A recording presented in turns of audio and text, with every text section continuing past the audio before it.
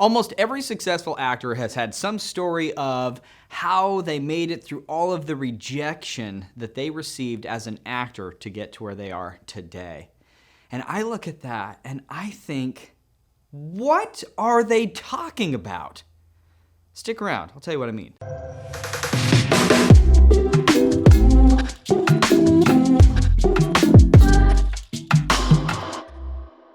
In auditions, there are things that are in your control and there are things that are out of your control.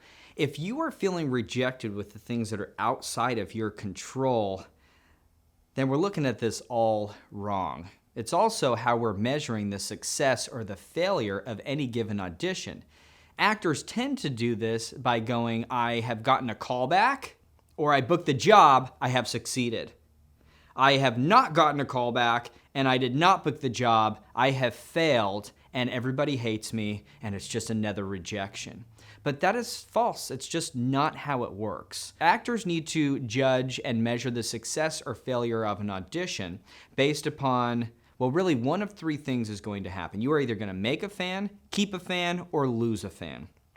And what I mean is that if you are showing up prepared, memorized, material broken down, showing them something that's worth watching, and you have a good attitude, all of these things are within your control. If you do that, it doesn't matter if you book that part or not, you will have made a fan or kept a fan with casting directors. And that's important because they will continue to bring you back in the room and back in the room and back in the room.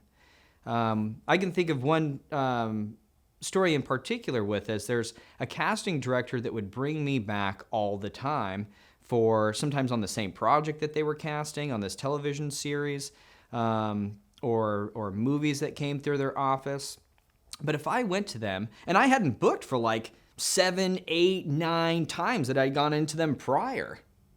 But on that 10th one, I got the part. If I had gone all the way back to my first one and thought, this casting office hates me, I didn't get a call back.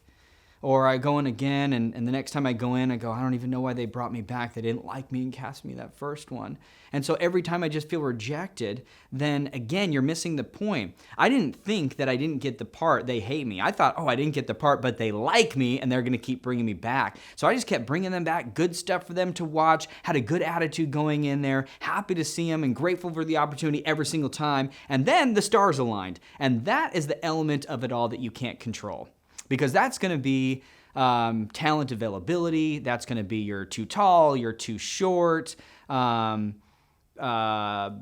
somebody else fell out of the project, maybe the casting director or the director or the producers or executive producers, maybe they didn't agree on the talent. Again, all of those conversations that take place, you don't have any control over. And we shouldn't be hurt by them just making creative decisions that had absolutely nothing to do with whether or not you were a good actor or the right look or the most professional or any of that. It never comes down to that. So you want to make sure you're doing everything in your control to make a fan and keep a fan. And don't worry about not booking any given role. You could have been the best actor with, again, the right look and done everything right and still not get it. Don't take that to heart.